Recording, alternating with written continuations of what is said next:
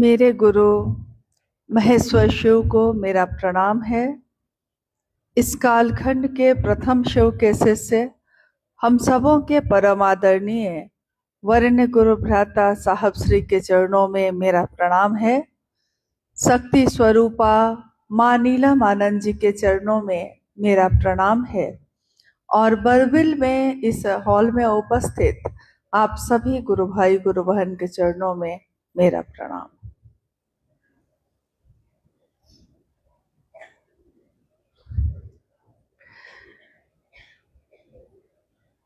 मेरे गुरु महेश्वर शिव की असीम दया से आज बरबिल में इस स्थान पे हम आप सब एक दूसरे से मिल रहे हैं। अपने गुरु के कार्य को और विस्तार दे सकें, इस निमित्त बातचीत भी करने की चेष्टा है। महादेव की पूजा सदियों से होती आई है, ये कोई नई बात नहीं है। और अगर इस धरती पे रहने वालों को ये बताना पड़े कि कोई महादेव की पूजा करे, तो इससे बड़ा दुर्भाग्य और कुछ नहीं हो सकता। इसलिए हमको आपको ये समझना होगा कि महादेव की पूजा के लिए हजारों साल से विधि विधान है, कर्मकांड है। उनके दान दाता स्वरूप से जुड़ाव करने के लिए भी बहुत सारी विधाएं हैं, बहुत सारे कर्मकांड हैं। शिव पे जल चढ़ाना, शिव की पूजा करना, शिव पे फल फूल चढ़ाना, ये सभी कर्मकांड हमेशा से होते आए हैं। परंतु शिव के ज्ञान दाता स्वरूप से जुड़ाव लोगों में बहुत कम हुआ। इसके कारण अनजाने हैं, न जाने क्यों हुआ ऐसा। इस कालखंड में, यानी जिस युग में हम और आप रहते हैं, इस कालखंड में शिव के शिष्य साहब श्री हरिनानंद जी का जन्म हुआ। और साहब श्री ने, जिनका जन्म 31 अक्टूबर सन 1948 को बिहार के सिवान जिले में एक गांव है अमलोरी, उस गांव में उनका जन्म होता है। जिस दिन जन्म हुआ उस दिन दीपावली मनाई गई। दीपावली थी, संध्या में दीप जले, दुनिया रोशन हुई। कोई नहीं जानता था कि ये बालक जिसका जन्म हुआ है, आने वाले समय में कुछ वर्षों के बाद इनके द्वारा दुनिया को क्या दिया जाएगा। उनके माता पिता, उन्होंने उनका नाम रखा हरिंद्रानंद। साहब हरिनानंद जी का जीवन अनमिल आखर की तरह है, जिसमें कुछ भी एक दूसरे से मिलता हुआ नहीं है। कभी बहुत उतार है, कभी बहुत चढ़ाव है, कभी झंझावात है, कभी फूलों की बारिश है। तो इस तरह का जीवन उन्होंने इस धरती पे जिया है, जिसमें एक जैसा जीवन कभी नहीं रहा। अपने बचपन से ही, अपने बाल्यावस्था से लेकर युवावस्था तक में उनके जीवन में बहुत सारी घटनाएं हुई। उन घटनाओं में शायद आपने कुछ घटनाओं को सुना होगा। उनके जीवन पे आधारित पुस्तक है अनमिल आखर, जिसमें जीवन की कुछ महत्वपूर्ण घटनाओं को लिखा गया है। हालांकि हर व्यक्ति ने उसको नहीं पढ़ा है, इसलिए 13 वर्षों के बाद हम लोग बरबिल में फिर से मिल रहे हैं। तो मुझको लगता है कि आप में कुछ पुराने भी गुरु भाई गुरु बहन होंगे और कुछ नए लोग भी होंगे। कुछ लोगों ने साहब का सशरीर दर्शन किया होगा, कुछ लोगों ने नहीं किया होगा। मन से मिल रहे होंगे, मन से ही मिलते हैं हम किसी से भी। तो मन से मिलने की ये विधा कैसी है जो हमको किसी अपने से मिलाती है।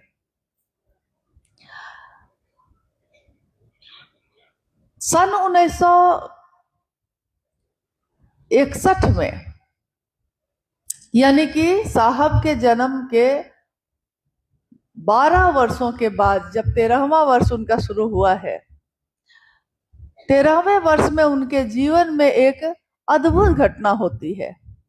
उनके घर में उनके पिताजी ने एक शिक्षक को बुलाया है, और शिक्षक जो आए हैं वो पता चला कि बच्चे को पढ़ाने के लिए आए हैं। पढ़ाने के लिए आए हैं तो बच्चा पढ़ेगा, परंतु होता है एक छोटी सी एक घटना हुई है उस घर में। घटना ये है कि भोजन करने के बाद वो शिक्षक जो पढ़ाने आए हैं, वो साहब हरिंदानंद जी जो 12 वर्ष के हैं, उनसे कहते हैं कि बउआ एक खरीका लाके दो, लकड़ी का एक टुकड़ा, नीम के दातून का एक टुकड़ा, जिससे हम लोग दांत साफ करते हैं। अक्सर हम लोग नीम के दातून से करते हैं, लेकिन उस समय साहब को ये बड़ा बुरा लगा, मुझसे क्यों मांगे, मैं क्या इनका नौकर हूं। और उन्होंने कहा कि मैंने जानबूझकर नारियल का जो झाड़ू होता है जिससे हम लोग सफाई करते हैं, नारियल का झाड़ू आंगन में रखा हुआ है, और साहब क्या कर रहे हैं कि उस नारियल के झाड़ू से तिनका तोड़कर मास्टर को जाकर दे देते हैं। एक बच्चे की चंचलता कह सकते हैं आप इसको, नटखट होना कह सकते हैं, शैतानी कह सकते हैं। तो जब वो शिक्षक को देते हैं तो शिक्षक देखते हैं खरीका, वो समझ जाते हैं कि ये तो नीम के दातून का नहीं है, नीम का खरीका नहीं है, ये क्या है, नारियल के झाड़ू का है, क्योंकि समझ में तो आ ही गया। तो उन्होंने थोड़े गुस्से में, जैसे होता क्या है हम लोगों के साथ, हम लोग सबके साथ होता है ऐसा कि हमारे आपके अंदर बहुत सारे रूप छुपे होते हैं, सामने जो घटना होती है उसके अनुसार हमारा वो रूप सामने आ जाता है। जैसे बच्चा प्यारा है, बच्चा प्यारा है, खेल रहा है, हंस रहा है, तो मेरे अंदर की माँ का रूप सामने आ रहा है, माँ उसको दुलार कर रही है, प्यार कर रही है। वही बच्चा शैतानी जब कर रहा है तो माँ का रौद्र रूप आ रहा है, काली का रूप आ जाता है। माँ की ममता के साथ साथ वो रौद्र रूप भी छिपा है, तो वो माँ का वो रूप प्रकट हो जाता है। वो बच्चे को कान पकड़ती है, बच्चे को थप्पड़ लगाती है, बच्चे को समझाती है, डांटती है, बड़ी होती है, बड़ा होता है तो उसके पोषण की जिम्मेदारी लेती है। यानी कि एक ही व्यक्ति के मन में एक ही समय में बहुत सारे रूप होते हैं, सामने जो घटना होती है उसके अनुसार वो रूप प्रकट हो जाता है। उस समय वो शिक्षक जो आए थे घर में थे, तो वो शिक्षक बाद में पता चला कि वो अघोरी भी थे, यानी अघोर साधना उन्होंने की थी, कुछ सिद्धियां प्राप्त की थी। तो उन्होंने क्या किया कि जब बच्चे ने ये शैतानी की तो उनके अंदर जो शिक्षक थे, उनके अंदर का जो रौद्र रूप था, गुस्से वाला रूप था, वो प्रकट हो गया। उन्होंने उस खरीके को जोर से जमीन पे पटका और वो खरीका सांप बन गया। तो 12 साल की आयु में साहब जो हैं खड़े हैं और वो देखते हैं कि मेरे मास्टर ने खरीका फेंका है और वो सांप बन गया, तो वो घबरा जाते हैं। घबरा कर वो नीचे खड़े हैं, कूद कर उस बिस्तर पे चले आते हैं जिसपे मास्टर साहब बैठे हुए हैं। उनको घबराता देखकर मास्टर भी घबरा जाते हैं, कहते हैं बउआ कुछ नहीं है, कुछ नहीं है, कुछ नहीं है। तो ये कहते हैं सांप है, कहता है कुछ नहीं है। तो साहब फिर देखते हैं तो देख रहे हैं कि सांप तो नहीं है, सांप तो गायब है। फिर से देख रहे हैं कि लकड़ी का टुकड़ा है जो जमीन पे पड़ा हुआ है। इस एक घटना ने उनके मन की दिशा को, उनके मन के दशा को, दोनों को बदल दिया। उनके मन ने समझा कि ये जो अभी हुआ ये क्या हुआ है। अब वो मास्टर से पूछने लगे सर बताइए ये आपने कैसे किया, क्या किया? तो उनके शिक्षक ने कहा कि बउआ ये चमत्कार होता है, सिद्धियां प्राप्त की जाती हैं और चमत्कार से ही मैंने ये किया है। अब साहब ने कहा कि मैं भी सीखूंगा। अब 12 वर्ष के आयु का कोई बालक अगर कह रहा है मास्टर से कि मैं सीखूंगा चमत्कार, मैं करूंगा साधना, मैं प्राप्त करूंगा सिद्धियां, तो वो शिक्षक भी असमंजस में पड़ जाते हैं।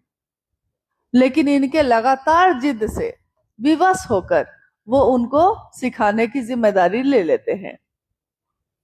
दिन भर स्कूल में बीतता है, शाम में घर आते हैं, थोड़ी देर शिक्षक से पढ़ते हैं, और जब रात हो जाती है, जब सारे घर के लोग भोजन करके सो जाते हैं, तो बालक हरिंद्रानंद जी चुपचाप अपने कमरे से निकलकर शिक्षक के कमरे में पहुंचते हैं आधी रात में।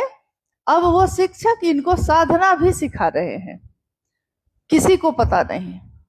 एक रात जब वो अपने शिक्षक के कमरे से निकलकर अपने कमरे में जा रहे थे, इनकी माता, जो राधा देवी जिनका नाम रहा, वो जग जाती हैं आहट से, और जगती हैं तो देखती हैं कि बउआ मास्टर साहब के कमरे से निकल के अपने कमरे में जा रहे हैं। तो ये उनसे पूछती हैं, बउआ कहाँ से आ रहे हैं? तो इनकी आदत थी कि कभी इन्होंने झूठ नहीं कहा, तो इन्होंने अपनी माता को बता दिया कि मैं ये सीखने के लिए, सिद्धि सीखने के लिए मास्टर साहब के पास जा रहा हूँ। इस घटना के बाद वो कमरे में चले गए सोने। माँ ने कहा जाइए सो जाइए, सोने चले गए। माँ कमरे में लौटी। इनके पिताजी डॉक्टर विश्वनाथ प्रसाद सिंह, जो उस समय एजुकेशन डायरेक्टर थे, उनको उन्होंने कहा कि ऐसी ऐसी बात है। सुबह देर से उठे साहब, उठे, अपने शिक्षक को ढूंढना शुरू किया। पता चला कि शिक्षक तो बैग पैक होकर उनको रवाना कर दिया गया है। स्वाभाविक है, हम जिस मास्टर को अपने घर में रखेंगे अपने बच्चे को पढ़ाने के लिए, वो मास्टर अगर मेरे बच्चे को साधना सिखाने लगे, अघोर क्रियाएं सिखाने लगे, तो हम लोग भी ऐसा ही करेंगे, तुरंत अपने घर से उनको रवाना करेंगे। उस दिन भी यही हुआ। परंतु साहब श्री के मन में एक ललक पैदा हो गई थी, एक बेचैनी पैदा हो गई थी, इसलिए उन्होंने ढूंढना शुरू किया, किसी गुरु की तलाश शुरू की। और उस समय मन अविकसित था, तो गुरु की तलाश मतलब समझते थे कि कोई शरीरधारी गुरु होना चाहिए। किसी ने उनको एक अघोरी के बारे में बताया, जो जमुई नाम का एक जिला है बिहार में, उसी जमुई जिले के एक शमशान में वो अघोरी रहते थे।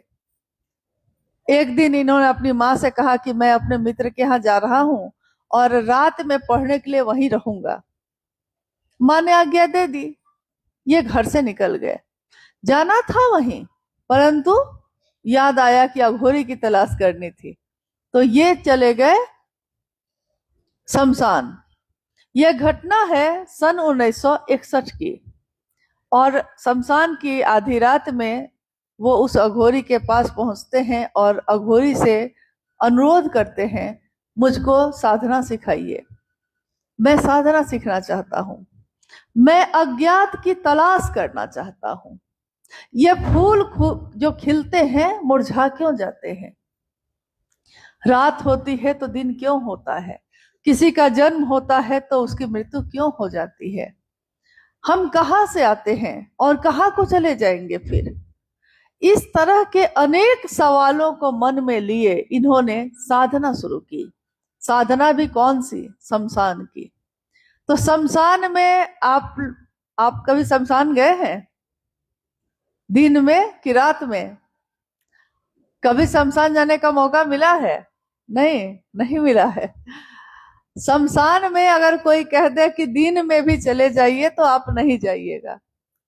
डर लगता है, भय लगता है, क्योंकि भय की वृत्ति बढ़ जाती है वहां। परंतु साधना की कुछ क्रियाएं ऐसी हैं जिसके लिए साधक शमशान का सहारा लेते हैं। वहां की भयावहता, वहां का अंधेरा, वहां का एकांत उनको उस पथ पे चलने के लिए प्रेरित करता है। साहब जाने लगे लगातार ये सिलसिला अगले 14 वर्षों तक चलता रहा और जब वो युवा अवस्था में आ गए, कॉलेज में आ गए, कानून की पढ़ाई करने लगे पटना लॉ कॉलेज से, तब तक ये साधना की क्रियाएं उनकी चलती रही। गुरु बदलते रहे लेकिन कोई एक गुरु नहीं रहा।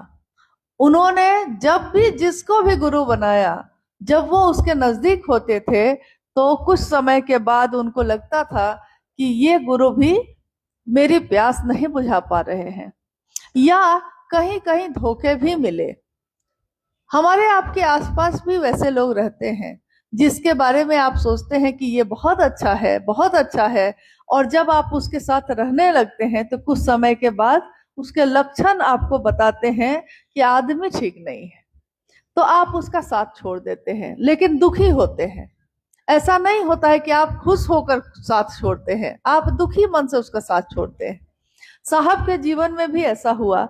उनको गुरु के रूप में बहुत लोग मिलते रहे, लेकिन हर कुछ समय के बाद उनका मन दुखी होता रहा। कहीं उनको छल मिला, कभी उनको धोखे भी मिले, और कहीं उन्होंने समझा था कि गेरुआ वस्त्र पहने हैं, रुद्राक्ष की माला पहने हैं, बड़ी बड़ी जटाएं हैं, समाधि में समाधिष्ठ है, चिता का भस्म लगाए हैं, टीका और सारे श्रृंगार हैं, तो उनको लगता था कि ये बहुत बड़े साधु होंगे।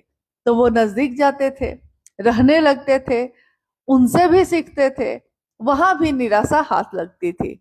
अगला 14 वर्ष उनका इसी तरह बीता। सन 1972 की का वो समय आया जब उनके पिता, पलामू जिला एक है झारखंड में अब है, पलामू जिला के डाल्टनगंज शहर में उनके पिता की पोस्टिंग हुई, तबादला हुआ। एजुकेशन डायरेक्टर थे, तबादला हुआ। साहब उस समय पटना में लॉ कॉलेज में लॉ पढ़ रहे थे, कानून की पढ़ाई कर रहे थे। अपने पिता से मिलने वो डाल्टनगंज गए और वहां उनके पिता से मिलने वहीं के एक स्थानीय, एक राज परिवार के मऊआर साहब, मऊआर जगदीश्वरजीत सिंह आते हैं, जो उनके पिता से मिलने आए हैं, परंतु वो इनके पुत्र को देखकर चाहते हैं कि उनकी पुत्री का विवाह इनसे हो जाए। अक्सर हम लोग देखते हैं कि अगर हम साधना के पथ पे चलते हैं तो हमको लगता है कि गृहस्थ आश्रम मेरा बाधक बनेगा। जैसा बहुत जगह आपने सुना होगा कि जब कोई सत्य की खोज में निकलता है, जब कोई साधना की खोज में निकलता है, जब कोई ईश्वर की खोज में निकलता है, तो वो अपने पत्नी बच्चों को भी छोड़ के निकल जाता है, वो अपने परिवार को छोड़ के भी निकल जाता है। जैसे जब बुद्ध सत्य की खोज में निकले तो उन्होंने यशोधरा और अपने बच्चे को छोड़ दिया, वो घर से सीधे निकल गए। महावीर अपने घर से निकल गए, महल से निकल गए। ऐसी कितनी घटनाएं हुई हैं। ये अलौकिक घटना इस तरह है कि इस जीवन में साहब श्री ने अपने घर को नहीं छोड़ा है, ना उन्होंने अपने माता पिता की सेवा छोड़ी है, ना उन्होंने अपनी पढ़ाई छोड़ी, ना उन्होंने अपने भाई बहनों का प्यार छोड़ा है। मतलब सबके साथ रहते हुए आपने देखा है कभी कि अगर किसी बाल्टी में पानी भर दीजिए लबालब और उसमें तेल की एक बूंद रख दीजिए, उस पूरे पानी में वो तेल की एक बूंद रहती है पानी के साथ ही, पानी के बीच ही, लेकिन उसका अलग ही अस्तित्व रहता है, वो उसमें मिलती नहीं है। साथ रहते हुए भी तेल पानी में मिलता है, वो ऊपर तैर रहा है, मिलता नहीं है। वैसा ही जीवन रहा साहब का। सारे लोगों के साथ रहे, वो सबके बीच रहे, लेकिन उसमें अलग एक खोज उनकी चलती रही।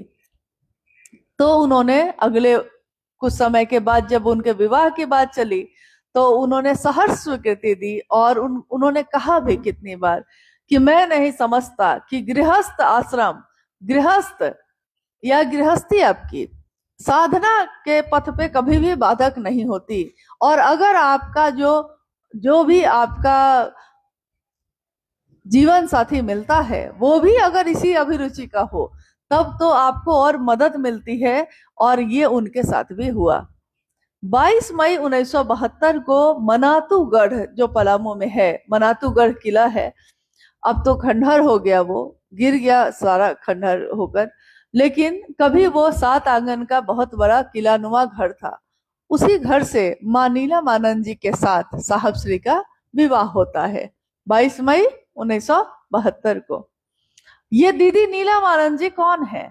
ये एक राज परिवार की बेटी है, दूसरे नंबर की, अपने 14 भाई बहनों में दूसरे नंबर पे, और 7 भाई 7 बहन, और बचपन से ही आध्यात्मिक अभिरुचि की है। तांत्रिकों से मिलना उनको अच्छा लगता है। पूरे तरफ, चारों तरफ जंगल से आच्छादित जगह पे वो रहती हैं, और जितने साधु संत तांत्रिक उनके घर से गुजरते हैं या आते हैं, उन सब से बचपन से ही मिलने का इनका अभ्यास है। शिव और भगवती की पूजा करती हैं। नाग उनके घर के कुल देवता है। देखिए क्या क्या दृश्य चल रहा है। और ठीक वैसा ही जब भी मैं इस बात को सोचती हूँ तो मुझको लगता है कि जैसा हम शिव और माँ पार्वती का देखते हैं जीवन, कि शिव कैलाश के वासी हैं, शिव कैलाश पे बैठे हैं, और माँ पार्वती महलों में रहती हैं, लेकिन वो शिव की अर्धांगिनी बनती हैं। और जब शिव की बनती हैं तो वो शिव के अनुसार रहने लगती हैं, अपने अस्तित्व को भूल जाती हैं। वैसा ही कुछ दृश्य देखने को मिल रहा है यहाँ भी होता है कि जब विवाह होता है और वो जानती हैं अपने पति से, साहब श्री से, ये जब उन सुनती हैं कि ये सत्य की खोज में है, ईश्वर की खोज में है, चमत्कारों की दुनिया में रहते हैं, सिद्धियों की प्राप्ति के लिए प्रयासरत हैं, शमशान और कब्रिस्तान की साधना कर रहे हैं, लाखों मंत्रों का जप कर चुके हैं, तो माँ नीलमानंद इस क्रिया में उनकी सहायता ही करती हैं, वो इसका विरोध नहीं करती। अक्सर इसका विरोध होता है, इन बातों का होता है, जैसा साहब के घर में होता था। उनके माता पिता हमेशा इनको कहते थे कि ये बर्बाद हो गया, महादेव महादेव करता है और इसको कुछ भी हासिल नहीं होगा। तो हमेशा उनके माता पिता और उनके आसपास के लोग यही कहते थे कि अब तो ये शमशान जाने लगा, अब तो ये अघोरी हो गया, अघोरी हो गया मतलब बर्बाद हो गया। महादेव महादेव कहता है, इसका अर्थ है कि अब जीवन में कुछ भी प्राप्त नहीं कर सकेगा। अक्सर हम लोग अपने बच्चों को डॉक्टर इंजीनियर बनाना चाहते हैं,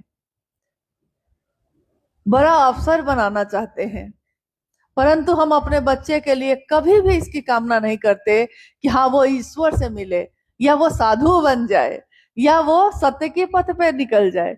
अगर कोई निकलने लगता है तो सबको घबराहट होने लगती है, क्योंकि दुनिया के लोगों को इसका अभ्यास नहीं है। इसी तरह उनके जीवन में भी था। तो साहब हमेशा बताते थे कि मेरे पिताजी यानी साहब के पिताजी उनको कहते थे कि तू बर्बाद हो जाइबा।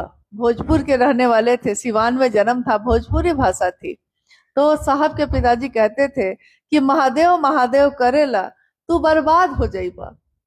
साहब कहते थे अपने पिताजी को, उस समय कहते थे कि बाबूजी, बाबूजी कह के संबोधित करते थे, बाबूजी कोई नशा करके बर्बाद हो जाला, कोई लड़की के पीछे बर्बाद हो जाला, कोई जुआ खेल के बर्बाद हो जाला, कोई गलत संगत में रह के बर्बाद हो जाला। हम देखा तानी कि महादेव महादेव करके हम कितना बर्बाद होता नहीं। अद्भुत बात। और साहब बर्बाद नहीं हुए, महादेव महादेव करके वो खुद तो आबाद हुए ही, उन्होंने हमारे आपके जैसे करोड़ों लोगों को आबाद कर दिया, हमारे घर को आबाद कर दिया।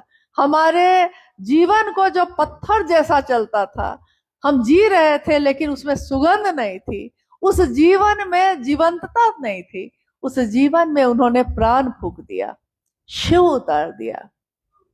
इसलिए हम अपने साहब को कहते हैं कि स्वागत है हे युग पुरुष तुम्हारा, तुमने जमी पर शिव गुरु को उतारा। आपने जमी पे, यहाँ धरती पे महादेव को उतारा। जिस तरह उन्होंने अपने पिताजी की बात का उत्तर दिया था, उसी तरह उनकी माँ ने भी जब उनको कहा कि बड़कू, लोग कहेला कि बड़कू बर्बाद हो गईलन, अघोरी हो गईलन, मैं माँ हूं ना।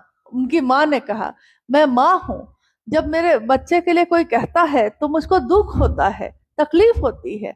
मैं चाहती हूँ कि तुम्हारे पिताजी जो चाहते हैं वैसे पढ़ाई करो, बड़े अफसर बनो, जैसे तुम्हारे पिताजी हैं बड़े अफसर हैं, तुम उनसे भी बड़े अफसर बनो। हम लोग ये चाहते हैं।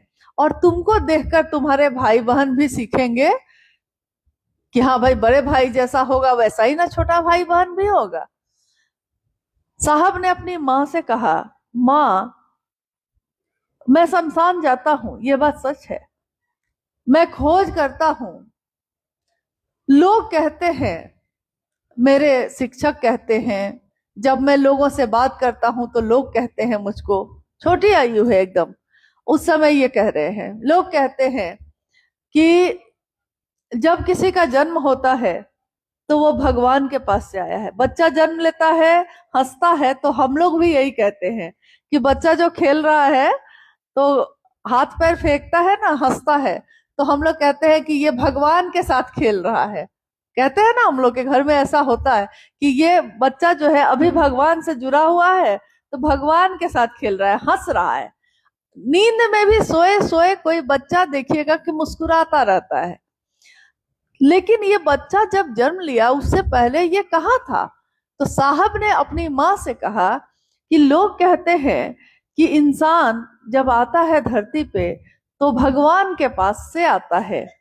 जब किसी की मृत्यु हो जाती है तब भी लोग यही कहते हैं कि वो भगवान के पास चला गया, भगवान को प्यारा हो गया, भगवान के पास चला गया। माँ, ये परमात्मा कहाँ रहता है? कैसा दिखता है? कौन है? कैसे उससे मिला जा सकता है? मैं चाहता हूं कि हमेशा इंसान भगवान के पास से आता है और भगवान के पास ही चला जाता है। मैं चाहता हूं कि भगवान इंसान के पास आए। मैं लाऊंगा मां, भगवान को इंसान के पास लाऊंगा। और ऐसा उन्होंने कर दिया। हम जितनी बार बोल रहे हैं 3 सूत्रों के बारे में, ये तीनों सूत्र वो तरीका है, वो विज्ञान है, वो एक ऐसी क्रिया है जो हमारे मन में शिव को उतारती है। शिव से मन ही मन दया मांगना, ये क्या समझ रहे हैं हम लोग कि हाँ ये एक सामान्य सी बात है कि हाँ आप कर रहे हैं तो हम भी कर लेते हैं, किसी को हम बताते हैं तो कहता है वो कि हाँ हम भी कर लेंगे। तो ये क्या इतनी साधारण सी बात है? और इसका परिणाम क्या है? हर काम का एक परिणाम होता है। तो ये तीनों सूत्र हमारे मन में शिव के लिए अस्थाई भाव लाते हैं, शिव से हमारा जुड़ाव करते हैं। उस समय बालक हरिंद्रानंद जी ने कहा अपनी माँ से कि भगवान को मैं लाऊंगा इंसान के पास। हमेशा इंसान ही क्यों जाएगा आएगा भगवान के पास? वो भगवान क्यों नहीं आएगा? और भगवान आए, महादेव आए हमारे जीवन में, हमारे मन में, हमारे प्राण में, हमारे जीवन के पल पल में। हम जी रहे हैं शिव के शिष्य होकर, तो हम कभी भी महादेव को भूल नहीं पाते। भले आप चर्चा में जाइए या ना जाइए, हो सकता है शिव चर्चा में कभी मौका नहीं भी मिलता होगा, नहीं जा पाए, कोई काम हो गया, कोई ऐसी समस्या हो गई, नहीं जा पाए। लेकिन याद करिए तो कि जब सुबह जगते हैं हम लोग, तो सुबह के जगने से लेकर रात के सोने तक, और बहुत बार तो नींद में भी आपको शिव याद आते हैं कि नहीं?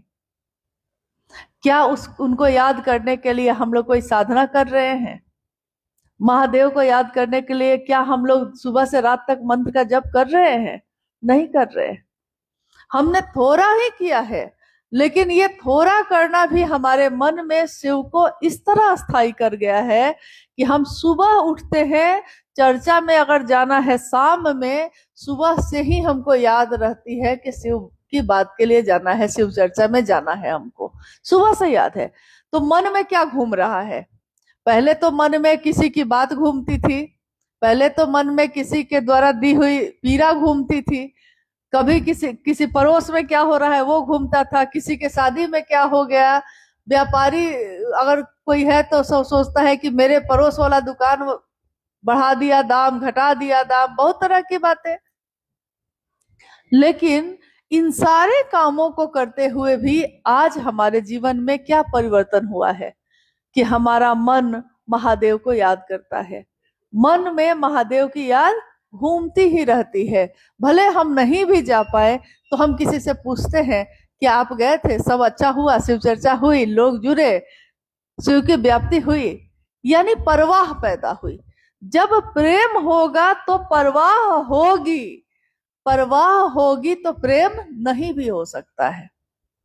जिस तरह हम कभी हॉस्पिटल में अगर दाखिल होते हैं, बीमार हो गए, हॉस्पिटल में गए, तो डॉक्टर हमारी कितनी परवाह करता है, नर्स कितना परवाह करती हैं, समय पे दवा देती हैं, समय पे खिलाती हैं, समय पे शरीर की सफाई करती हैं, समय पे कपड़े पहनाएंगी, सारा काम समय पे आकर। इतना तो मेरे घर में कोई नहीं करता, कोई पूछता भी नहीं है। तो परवाह तो यहाँ बहुत है, लेकिन क्या इस परवाह में प्रेम है? इस परवाह में तो प्रेम नहीं है। लेकिन महादेव का नाम, जो ये एक विचार जो मेरे मन में आया है, ये विचार मेरे मन में शिव को अब ऐसा अंदर लेकर आ चुका है कि हम चाहे कुछ भी करते रहें, हमको याद रहता है कि महादेव है। महादेव, हे महादेव दया कर दीजिए। हमारे मुख से अनायास ये निकल जाता है जो पहले नहीं निकलता था। महादेव दया करिए। महादेव की दया होगी तब ना होगा, महादेव की दया होगी तो जरूर होगा। और हमारी सोच नजारों को बदल देती है। हमारी सोच, हम क्या सोचते हैं, हम क्या बोलते हैं, हम अपने जीवन को कैसे जीते हैं। जब हम लोग उड़ीसा की यात्रा पे निकले थे, उसके 2 दिन पहले से वहां अभी सब कोई कहने लगे बहुत गर्मी होगी, बहुत गर्मी होगी। बात तो सही थी। गर्मी में हम अपनों को प्रेम करना नहीं भूलते, ठंडा में नहीं भूलते, बारिश में नहीं भूलते। केवल महादेव के लिए ही मौसम भारी हो जाता है। तो तब भी हम लोगों को चिंता हो रही थी, बहुत चिंता थी इस बात की कि मान लीजिए हम लोग तो फिर भी कमरे में रहेंगे, फिर हॉल में आएंगे, वहां एसी चलता रहेगा। लेकिन जो लोग शामिल होने आएंगे वो तो दूर दराज से आएंगे और पूरी गर्मी में आएंगे। देखिए, महादेव दया कर दीजिए कि सबको, किसी को गर्मी ना लगे। मतलब ऐसा कुछ कर दीजिए कि किसी को गर्मी ना लगे, सब शांति से अच्छे से आए और सुरक्षित अपने घर को लौटे।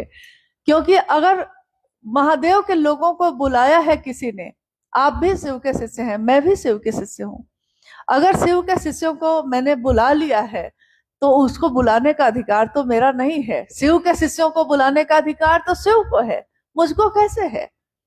और अगर मैं उनको कुछ दे ही नहीं पाऊं, 2 कदम भी महादेव के तरफ नहीं चला पाऊं, तो उनको बुलाने का अधिकार मुझको किसने दिया?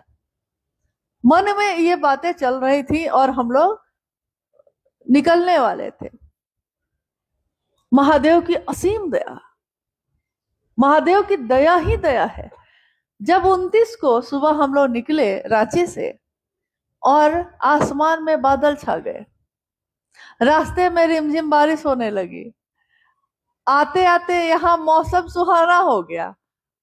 जो कि तपती धूप थी, इतनी गर्मी कभी नहीं पड़ रही थी जैसा लोग कह रहे थे। और हम लोग भी रांची में, रांची जैसी जगह पे जो ठंडी रहती है, वहां भी इतनी गर्मी।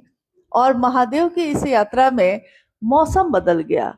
हम क्या समझते हैं कि हमारी सोच में बल नहीं है? हम जो सोचेंगे वैसा महादेव की दया से नहीं होगा। इंसान की सोच में बहुत बल है, अगर वो सोचेगा तब। आप सकारात्मक सोचिएगा तो सकारात्मक होगा, आप नकारात्मक सोचिएगा तो नकारात्मक होगा। परंतु नकारात्मकता में ताकत नहीं होती और सकारात्मकता में ताकत होती है। आप किसी के लिए गलत सोचिएगा तो कुछ समय के बाद आप उसमें गौर करिएगा कि दोनों चीजों में दोनों तरफ वार होता है। हम किसी के लिए जब गलत सोचते हैं, दुख सोचते हैं, किसी का अहित सोचते हैं, तो उसको जो मिलता है उसके साथ साथ हमको भी मिलता है। ऐसा नहीं है कि सिर्फ उसका दुख उसको मिल जाता है और हम सुखी रह जाते हैं। दूसरे को दुख देने वाले को भी दुख ही मिलता है। यह जीवन का समंदर है। इस जीवन के समंदर में हम जब दुनिया को देना चाहते हैं जो, वही हमको भी वापस मिलेगा। तो हम अगर दुनिया को दुख देना चाहते हैं, किसी के लिए खराब सोचना चाहते हैं, तो मेरे जीवन में भी ऐसा ही होगा। और अगर हम दुनिया को लोगों को सुख देना चाहते हैं, महादेव की दया देना चाहते हैं, महादेव से उनका सानिध्य हो ये चाहते हैं, जीवन सुखमय हो, शिवमय हो, सब हंसते हो, सब सुखी हो, वसुधैव कुटुंबकम हो। अगर ये भावना हमारी ऐसी है तो जितना दूसरों को मिलता है उससे बहुत गुना ज्यादा आपको हमको भी मिलता है। छोटी सी बात है, छोटा सा उदाहरण है कि किसी को हम रास्ते पे हम जा रहे हैं, एक बुजुर्ग कोई वृद्ध रास्ते में खड़े हैं कि सड़क पार नहीं कर पा रहे हैं, और आप गए हैं, आपने देखा है तो आप समझ गए कि ये सड़क पार करना चाहते हैं और गाड़ियां चल रही हैं तो ये डर रहे हैं। आप इतना ही भर तो करते हैं ना कि आप उसकी मदद करना चाहते हैं। थोड़ी सी बात है, छोटी सी बात है, मदद करने के लिए आप उसके हाथ को थामते हैं और सड़क पार कराकर उस पार पहुंचा देते हैं। फिर वो अपने रास्ते जाते हैं, आप अपने रास्ते जाते हैं। परंतु बताइए कि अगर किसी दिन आपने ऐसा किया है तो उस दिन पूरा दिन आपका मन कैसा है? आपका मन कितना आह्लादित है, कितना खुश है हम कि हमने किसी के लिए कुछ किया। अपना भोजन अगर किसी को खिला दिया है साथ में तो हम खुश हैं। किसी के दुख में हमारी आंखों में भी आंसू आए हैं, अगर हमने उसके के आंसू को पोंछ दिया है और कुछ नहीं कर पाए उसके लिए, तब भी हमारा मन खुश होता है कि हमने किसी के लिए अच्छा किया है। तो जब भी हम कुछ अच्छा करते हैं तो पूरा दिन हमारा मन खुश रहता है। लेकिन अगर किसी को हम गाली दे देते हैं, किसी से हम लड़ लेते हैं, किसी से झगड़ लेते हैं, किसी से बहुत क्रोध में बात कर लेते हैं, तो पूरा दिन हमारा मन कैसा होता है? पूरा दिन हमारा मन भी उतने ही झल्लाहट में होता है, उतने ही क्रोध में और दुख में होता है। हमको कहीं चैन नहीं, कहीं शांति नहीं। साहब श्री ने अपने जीवन के निचोड़ को हम सबों को ले दिया। उन्होंने कहा कि अगर अतुलनीय शांति चाहिए, ऐसी शांति जिसकी तुलना नहीं हो सकती, ऐसी शांति जो कहीं उपलब्ध नहीं है, वो मात्र शिव की दया के आश्रय में ही उपलब्ध होता है। तो महादेव की दया के आश्रय में हमारे मन को एक ऐसी शांति मिलती है जिसकी तुलना किसी चीज से नहीं की जा सकती। तो हमको ऐसी शांति मिले, इसके लिए इन 3 सूत्रों का निरूपण है जिसके बारे में आपने अभी सुना। हमने जिस दिन महादेव को अपना गुरु बनाया है, महादेव को गुरु बनाने के बाद कोई कहता है कि आप मन ही मन महादेव से दया मांगिएगा, हे शिव आप मेरे गुरु हैं, मैं आपका शिष्य हूँ, मुझ शिष्य पर दया कर दीजिए। और आपको जितना मौका मिले महादेव की चर्चा दूसरों से करिएगा और महादेव की चर्चा सुनिएगा भी।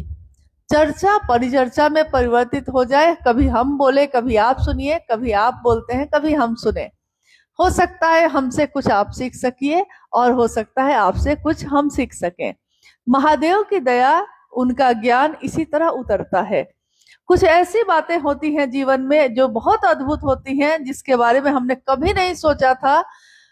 कभी कभी क्या होता है, महादेव की बात करने आप कहीं गए हैं और किसी ने आपसे कोई जिज्ञासा कर दी। जिज्ञासा ऐसी हुई है जिसका उत्तर आपने इससे पहले कभी नहीं सुना था, किसी किताब में नहीं पढ़ा था, किसी से सुना भी नहीं था, लेकिन उसके प्रश्न का उत्तर आप जो दे देते हैं उसी से वो संतुष्ट हो जाता है। ऐसा कभी आपके साथ हुआ है क्या? ऐसा हुआ है कभी? ऐसा होता है, हम सबके साथ होता है। जो महादेव का काम करता है उसके साथ होता है ऐसा, कि ऐसी बात का उत्तर देता है वो जिसका उत्तर वो खुद नहीं जानता था। तो उत्तर देने के बाद जब हम लोग लौटते हैं तो रास्ते में सोचने लगते हैं कि इसका उत्तर हमको कैसे आया, ये तो हमको आता ही नहीं था। महादेव की दया से जो बोलते हैं, जहां बोल देते हैं, तो वो उसी में संतुष्ट हो जाता है। न ये मेरा ज्ञान है, न ये किसी शास्त्र का ज्ञान है, ये ज्ञान जो सूक्ष्म है हमारे मन में उतरता है और किसी के भी जीवन में दया की अनुभूति हो जाती है। आज हम सब भी यहाँ इसीलिए बैठे हैं कि बहुत वर्षों से बरविल में महादेव का काम हो रहा है, गुरु का कार्य का अर्थ होता है गुरु की बात, शिव के गुरु स्वरूप की बात। स्वयं कितने ऐसे साधु संत या ऋषि महर्षि हुए, बड़े बड़े विद्वान हुए, जिन्होंने महादेव की आराधना और उपासना से बहुत सारे वरदान प्राप्त किए, बहुत चीजें प्राप्त की, परंतु जिसने ज्ञान नहीं प्राप्त किया उसने संभालने का हुनर नहीं सीखा। रावण के बारे में कहा जाता है कि रावण शिव के बहुत बड़े भक्त थे। आज भी रावण रचित शिव तांडव स्तोत्र हम और आप पढ़ते हैं, बहुत जगहों पे लोग पढ़ते हैं, बहुत सारी पूजा पद्धति में इसका प्रयोग होता है, आरती में इसका प्रयोग होता है, श्लोक को सुनते हैं लोग। तो बहुत बड़ा भक्त हुआ वो। और रावण के बारे में आता है कि उन्होंने सोने की लंका भी प्राप्त की, उन्होंने महादेव से बहुत वरदान प्राप्त किया, तीनों लोकों का अधिपति बना वो। परंतु उसने महादेव से क्या नहीं मांगा? शक्ति तो मांगी, पैसा तो मांगा, सोने की लंका तो मांगी, तीनों लोकों का अधिपति यानी ताकत शक्ति मांगी, मिला। महादेव से, महादेव के रूप में, ईश्वर के रूप में जो मांगता है महादेव उसको देते हैं, मिला उसको, परंतु ज्ञान नहीं मांगा इसको संभालने का। नतीजा पूरी दुनिया जानती है, सब कुछ नष्ट हो गया, विनष्ट हो गया, सब कुछ सर्वनाश हो गया, कुछ भी नहीं बचा। क्योंकि चीजें तो हम मांग सकते हैं, अपने माता पिता से हम जबरदस्ती करके कहेंगे कि नहीं ये जो खेत है ये हमको दे दीजिए, खेत तो वो लिख देंगे, लेकिन खेती करने का ज्ञान नहीं होगा तो उस खेत का मेरे लिए क्या उपयोग होगा। पिताजी से कह के हम मोटरसाइकिल खरीदवा लेते हैं, गाड़ी खरीदवा लेते हैं, गाड़ी को चलाने का ज्ञान नहीं होगा या अधूरा होगा, पूरा नहीं होगा, तो नतीजा क्या होता है? दुर्घटना हो जाती है। घर को हम कहते हैं हर कुछ दिन के बाद, पहले की फिल्मों में दिखाया जाता था कि घर में बहू आई है तो वो कहती है सास को अपनी चाबियां मुझको दे दीजिए, चाबी तो सास दे देगी, लेकिन घर को चलाने 10,000 रुपए में पूरे महीने घर को कैसे चलाया जाता है, अगर इसका ज्ञान नहीं होगा तो चाबी ले लेने से घर नहीं चलता, उससे हमारा गुजारा नहीं होगा। पता चलेगा कि 10,000 2 ही दिन में खत्म हो गया, बाकी दिन अब क्या होगा, क्योंकि आपको तरीका नहीं मालूम। तो ज्ञान इतनी जरूरी चीज है कि इंसान को हर जगह पे जरूरत होती है। मानव जीवन में गुरु की इसीलिए जरूरत है क्योंकि मानव को हर चीज सिखाना पड़ता है, समझाना पड़ता है। अभी उड़ीसा के विभिन्न जगहों पे जहां भी महादेव का काम हो रहा है, शिवगुरु चर्चा चल रही है, चर्चा चल रही है, लेकिन चर्चा के पीछे हमारा उद्देश्य क्या है, हमको हमेशा ये याद रखना चाहिए कि चर्चा के पीछे हम सबका उद्देश्य इतना ही होता है कि जो दिल में मेरे है वो आपके दिल में भी पैदा हो जाए, जो फूल मेरे दिल में खिला है वो आपके दिल में भी खिल जाए। नहीं कहते हैं कि सब कुछ मिल जाता है और एक तू ना मिला, सारी दुनिया मिले भी तो क्या है। जिसको हम प्रेम कर बैठते हैं अगर वो नहीं मिलता है, और पूरी दुनिया मिल जाए, लेकिन अगर वो नहीं मिला जिसको हम प्रेम कर बैठे हैं, तो हम कहते हैं ना कि तू ना मिला तो सारी दुनिया मिले भी तो क्या क्या मिला, कुछ नहीं मिला। मेरा दिल ना खिला, कितनी सुंदर पंक्ति है ये, कि मेरा दिल ना खिला, सारी दुनिया में बगिया में फूल खिले हैं तो क्या है, सारी बगिया में फूल खिले हैं तो क्या है अगर मेरा दिल नहीं खिला। तो महादेव की शिष्यता भी ऐसी ही है। महादेव पूरी दुनिया में है, महादेव की दया पूरी दुनिया में है, लेकिन महादेव की दया अगर हमको ही ना मिली तो पूरी दुनिया में है तो क्या फायदा। महादेव सबके हैं, महादेव सार्वजनिक है, महादेव सबको उपलब्ध है, सरलता से है, परंतु अगर मुझको ना हुए तो मेरा क्या है। महादेव से जुड़ाव हो सके इसके लिए ये तीनों सूत्र हैं और ये तरीका है, बहुत ही सुंदर तरीका है, हमारे जीवन को शिवमय सुखमय कर सकता है, हमारे जीवन की पीड़ा से कष्ट से हमको मुक्त कर सकता है। तो आइए हम सभी उस शिव को जिनको हमने अपना गुरु बनाया है, हम उनके लिए अपना सर्वस्व दे सकें, जिस तरह हम अपनों के लिए देते हैं। कल रास्ते में चक्रधरपुर में जब कुछ लोगों से बात हो रही थी, उस समय भी हम लोगों ने ये बात कही कि अक्सर हम लोग देखते हैं कि कहीं कहीं से ये बातें आती रहती हैं कि अमुक जगह के लोगों ने अपना भगवान बदल लिया, अमुक जगह के लोग ने अपना धर्म बदल लिया। तो मैंने पूछा उन लोगों से कि क्या आपने कभी ये सुना है कि किसी ने अपना पति बदल लिया, किसी ने अपनी माँ को बदल लिया, किसी ने अपने पिता को बदल लिया, ये कभी सुना है? तो कहा कि नहीं। तो मैंने कहा कि जिस तरह हम अपनों को नहीं बदलते, जो है मेरा है और वही मेरे लिए सबसे अच्छा है, तो जो मेरा है वो मेरा है, उसी तरह हम अपने भगवान को भी नहीं बदलते, हम अपने गुरु को भी नहीं बदलते। मान लिया है तो मान लिया। साहब श्री ने शिव को गुरु 1974 में माना था, नवंबर के महीने में आरा के गांगी शमशान में।